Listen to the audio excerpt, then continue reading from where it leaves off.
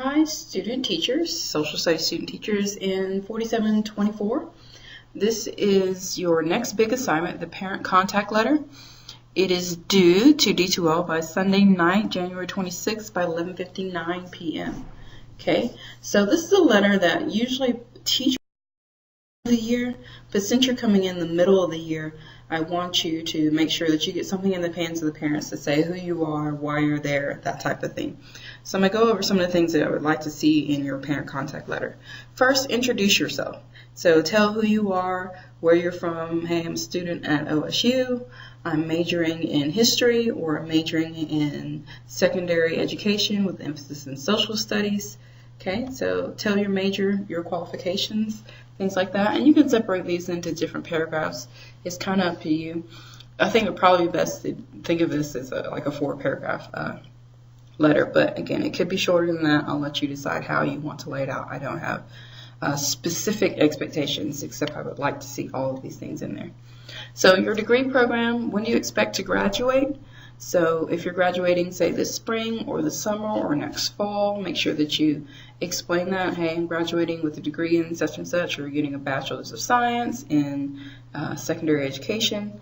Your areas of specialization, are you going the U.S. history, world geography route? Are you going the psychology, sociology route? Maybe within your history and psychology classes, you had a specialization. Maybe you were really good in pre-Columbian South America, or you did a lot of Asian history, that type of thing. So I know you don't have a lot of room for that in your degree program, but maybe these things really appeal to you and this is your specialization. You also want to include any awards that you've received. So that could be scholarships, that could be, maybe you got Student of the Year, any projects that you've been a part of. Maybe you're part of a research project. Some of you are in the Honors College, so maybe talk about your time in the Honors College and some of your research that you've done. And then areas of interest. Say that you really enjoy studying Oklahoma history, or you really enjoy studying world geography, that type of thing. So give a little bit more about your qualifications. Explain your plans for the semester. You're going to be there all semester for the next 15, 16 weeks. So what are you going to cover in class? Sometimes you might be covering, just a few chapters. You might be covering the rest of the textbook. You're going to be covering a bunch of stuff that's going to be on the U.S. History EOI. Explain that. What are your classroom expectations? So what's it like to be in your classroom? In my class, when I was teaching, say, 9th grade, I taught AP Human Geography. And that was like the students' first AP class in social studies. So it was really important to me to focus on the skills that students needed. So we focused a lot of time on note-taking and public speaking and completing projects, things that I knew that my students would have to do to be successful in future social studies classes. So that was really important to me in my classroom.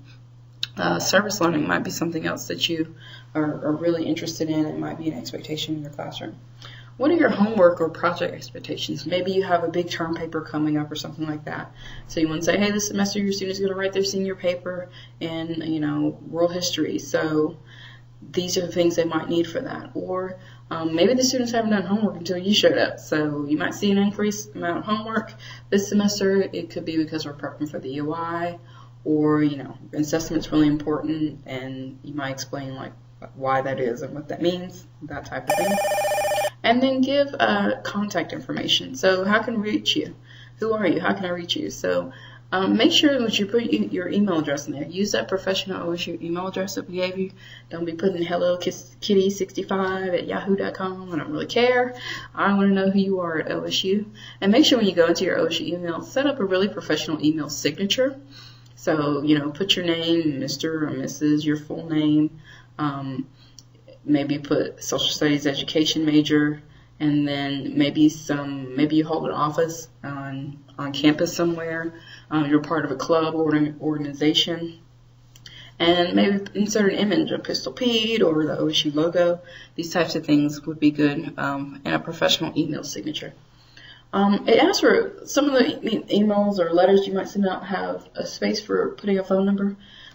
Be aware or wary, I suppose, of the mobile phone of your cell phone number, realizing you're going to send that home to parents, but it's still going to be in the hands of students. And do you want the students to have your cell phone number?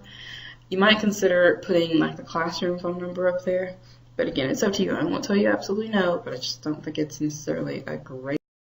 On D2L, I have a sample letter in the file. It has 2 different letters in it.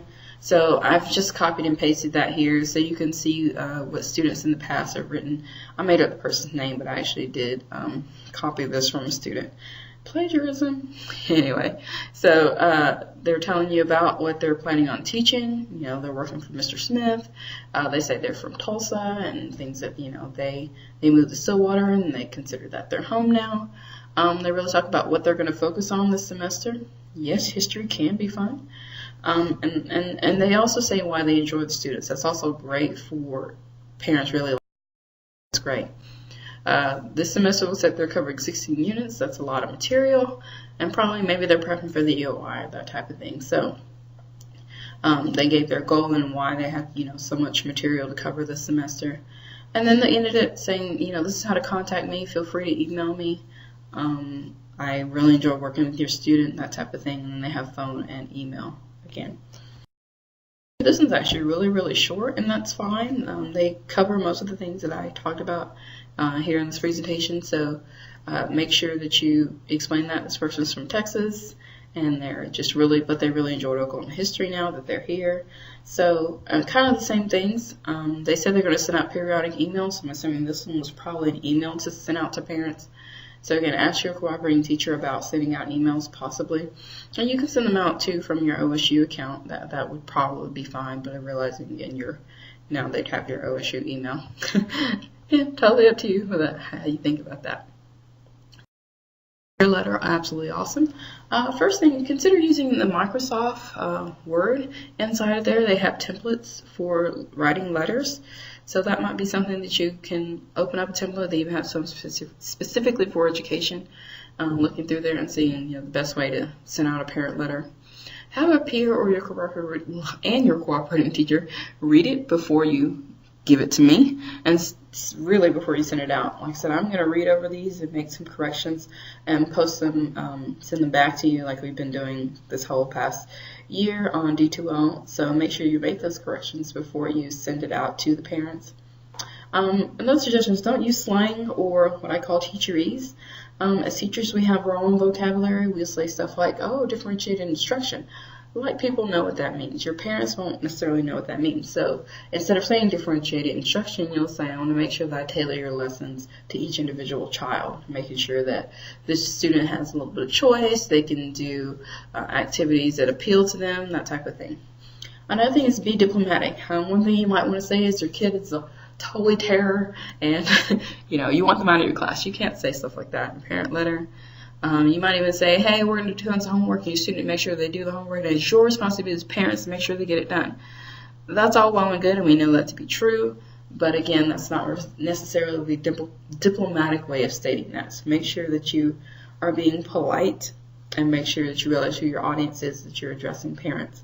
Another diplomacy thing is, while OSU is the best university in the entire world, some of your parents might be OU fans. So don't, you know, litter your letter with orange and go Pokes and all that kind of thing, because you might alienate, you know, that other group of people.